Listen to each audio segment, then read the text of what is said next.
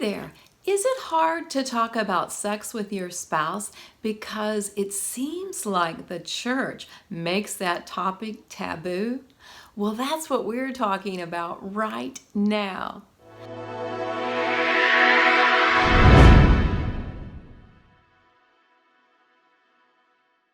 I'm Mary Whitman Ortiz, Christian sex educator, relationship coach, and author.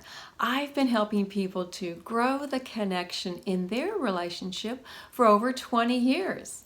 On this channel, we talk about everything you need for greater sexual intimacy in marriage. Please subscribe and join us on Friday for a new video. On today's video, we are talking about blocks to sexual intimacy in marriage found in the church mindset. And yes, I know the church has notoriously been silent when it comes to talking about sex in a healthy way. And on top of that, when they do talk, wow, it might be misinformation, it might be mixed half-truths, so that does not help us either. And of course, worst case scenario is when the church is directly and blatantly harmful. So we have a lot of work cut out for us. But I believe when we begin to examine these blocks, we can turn it around. And it takes all of us getting involved. So let's look at the block of the taboo. And first of all, I know that it's great for us as people in the church, as Christians, it's great for us to follow the core principles and teachings of the church. It brings unity, it's guidance, it's like this whole mass transformation. So following church teachings is a good thing. I don't want to minimize that. It's just that when they don't include everything that we need, it becomes a problem.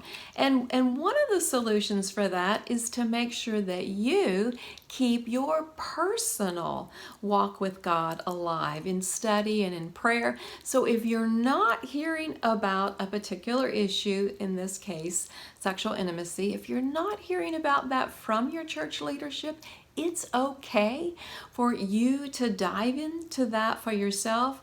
I have lots of resources I'd love to share. You can always go to my website and get more information. So there are great, godly, full picture resources, ministries, authors, professionals out there. So thankfully, the information is available. You do have to know where to look, and you have to let it be okay inside of you to take some of those extra steps. And with the church, what we are reminded to do is to choose what we believe, what we practice based on love and not on fear. So here's where some grace comes into play, because church leaders are people. I know you knew that, but so they've had their own backgrounds, their own filters, their own past experiences, and they process information as an individual first and then as a leader. They may have been raised in a family, in a situation where talking about sex was taboo.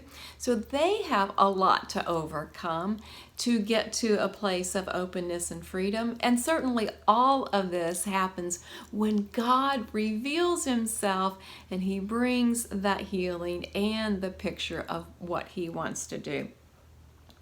What I do know is that there has been a misrepresentation of God's love, and that does hurt to us right there. We need to see the freedom that God has for sexual intimacy in marriage. We need to see that it's a priority, even if the church is not incorporating this into regular messages. It is a priority because strong families are important to God. Strong marriages include healthy sexual intimacy. So all of these pieces do go together. And what I know above everything else is that the church needs a plan for sexual wholeness. And I see this playing out in a lot of levels. Yes, of course, we want the messages coming forth from the pulpit because that's what the majority of the people hear. That is where the biggest guidance is. But I also want small groups to include dialogue. I mean, in their bylaws to say, yes, this is a safe place. This is a judgment and shame-free place to talk about sex and sexual issues. I also want churches to have people who are trained in prayer ministry, in accountability, because that's a part of the healing process. And then there needs to be a network of professionals so that churches can connect outside of their individual body and make sure that the support is there as it's needed.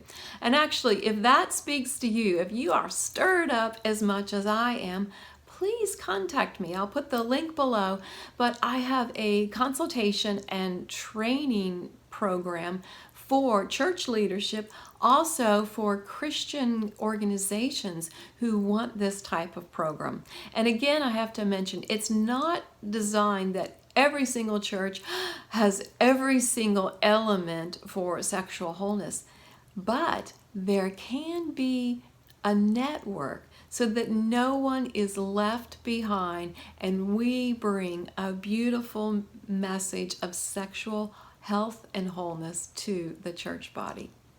Thanks so much for joining us today, and remember, Father God wants to lavish His love on every area of your life, including sexual intimacy in marriage.